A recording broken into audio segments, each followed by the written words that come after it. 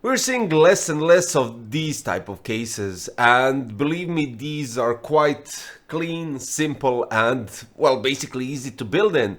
We're going to take a different look at the BeQuiet Pure Bass 501, and this time we have an LX version. Of course, you have a DX version as well, and that is also quite interesting case because it has nice LED strips on front which kind of make it a bit different. Kind of remind us of a old 500, Pure Bass 500 with those lines, but in this scenario we're having it a bit differently. Yeah, let's put it this way. So what we have right here is Pure Bass 501 LX, which comes with 4 pre-installed fans and an RGB and PWM hub at the back, which means that you have 3 120 light wings PWM fans on the front, of course addressable RGB as you can see, and we have one 140 at the rear, and that's outstanding because you already have everything filled up and you don't have to worry about the fans in general, unless, well, basically unless you go with the 360 on front. But if you do, you can just swap these two fans and place them on top, because the top can accommodate 240 radiator or fans.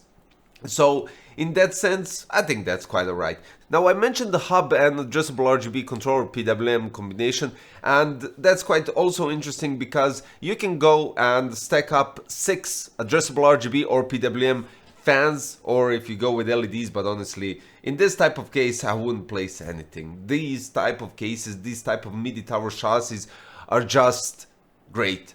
And we had bunch of fish tanks or those double compartment cases on the channel, and finally something to, you know, break that circle of just all tempered glass. Of course we have tempered glass here on the side.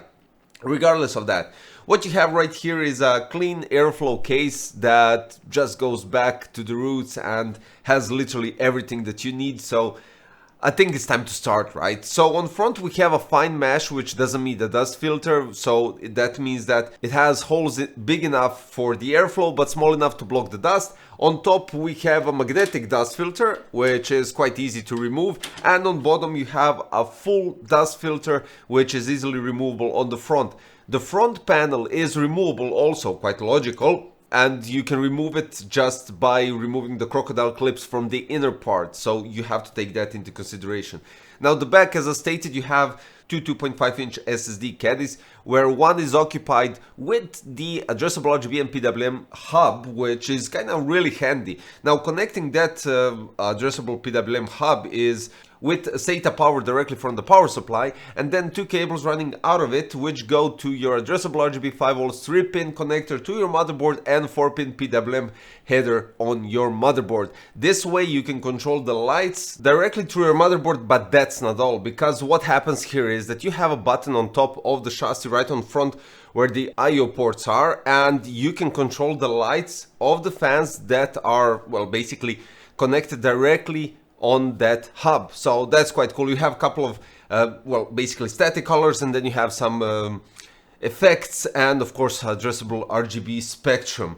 One thing that I mentioned in the past video, and I'm gonna mention again, of course, because it's a cool feature, this case supports vertical GPU, and you get all the accessories inside the, well, basically the parts that you need to rotate the expansion slots is in the accessory box of the case. The only thing that you need additionally to buy is the PCI riser cable. Now, what I would like to mention is that this case, and taking into consideration past cases that I reviewed, comes with nice cable management, and this is quite important. I mean, let's be honest, you're buying a new case, you get your case on the table, you're trying to build a PC from scratch, and you have to reorganize the cables at the back. Well, all the cables are reorganized quite nicely, and you have 4 Velcro ties at the back which are holding those cables. But you don't have to worry, because you can use those Velcro ties to reorganize 24-pin EPS cables, can be organized with the zip ties that you get in the accessory box. So everything is thought through regarding the cable management, and it's quite easy to fit them at the back. Of course, I used extensions just to get that visual effect a bit more, so I occupied the hard drive cage, which means that you can also place 2 3.5 inch hard drives here at the bottom. But if you go with the 360 radiator, you have to move it a bit just to get that space. Regarding the water cooling and the fans in general, what you could do is You can place on top two 140 or two 120, on front two 140 or three 120, rear one 140 or one 120. Regarding radiator installation, you can go with top 120 or 240, then on front you could go up to 360, and on the rear 120 or 140. That's quite solid. For this type of case, this is quite solid because it can accommodate 360 radiator, and that's quite cool. When we're talking about power supply compatibility, you can go with maximum dimensions of 200, which excludes the bottom fan if you remove the hard drive cage. And if you include the bottom fan, then we're talking about 180 millimeters. But honestly, this case doesn't need a bottom fan because these three on front are really nicely creating an airflow through the chassis, and I would just, leave that space extra for the power supply and for the cable management. Now for the graphic card length, you could go up to 368 millimeters. You have two 3.5 inch hard drive slots and five 2.5 inch SSDs. And we're talking about CPU cooler height, 178 millimeters. So this is outstanding. Basically, it covers all of their CPU tower coolers, which is kind of logical, right? And for the I/O port, which I already mentioned, we have the adjustable RGB button on top to adjust the lights on the fans that are connected on the hub. You have one USB 3.2 generation 2 type C, two USB 3.2 type A. Then we have a microphone and audio 3.5 millimeter 4-pole jack. And of course power on button and the reset button. There's nothing left to say. I mean, in general, when we have BeQuiet on the channel talking about the quality of the material and the design and everything, it's just perfect. You don't literally have any flaws in the process of building anything. Even the cable shroud on the side, which looks cool, is outstanding because it has holes on this side so it doesn't block airflow. That's good. And since I mentioned five 2.5 inch SSDs, you can place two on the side as per usual in the PureBase 500 and 501, which has a nice BeQuiet cover that covers up the cables. So that's quite outstanding, I do have to admit. In general, this type of case is I would say a rarity, but in the sea of fish tanks and double compartment cases, this is definitely something cool, and glad that they are still sticking with this type of chassis in general. Now, I'm using here a bit of an older processor, even though you've seen on the channel 9800X3D and 9950X3D. I went with 7900X3D just because I have loads of comparison regarding the air coolers from the past reviews. So I wanted to stick with that just to give you more comparison because, well, I have an air cooler that needs to be done separately, which we will check out later on.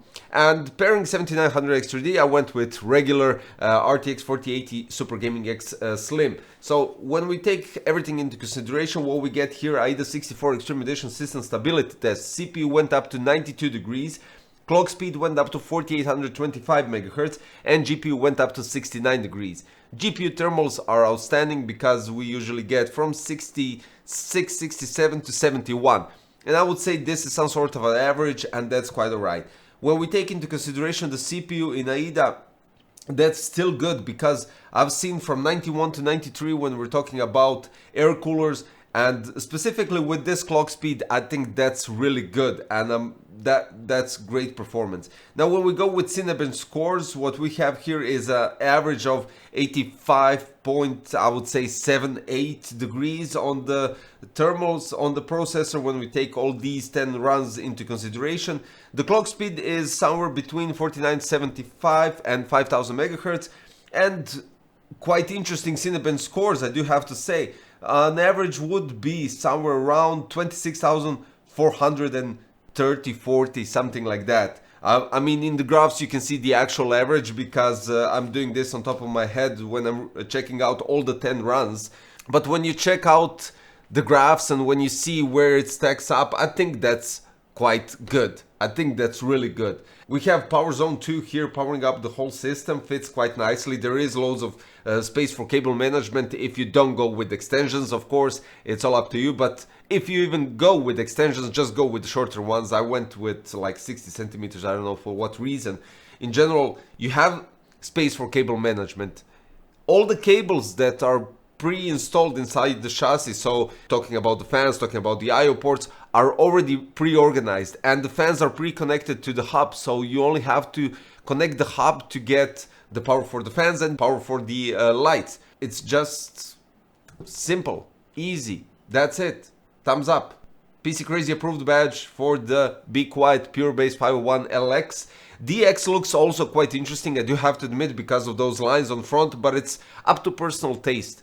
The links for the BeQuiet Pure Bass 501 LX is in the description, and since I'm having it right here, I'm gonna place the link for the BeQuiet Pure Rock 3 LX as well, since it's paired up, and of course Power Zone 2 1000 watts power supply, so you could match, organize and do everything as I did. Of course, if it's to your liking. That'll be all for today, guys. Links are in the description. Don't forget to subscribe, hit the like button, click the notification bell, and I'll see you shortly in a new one.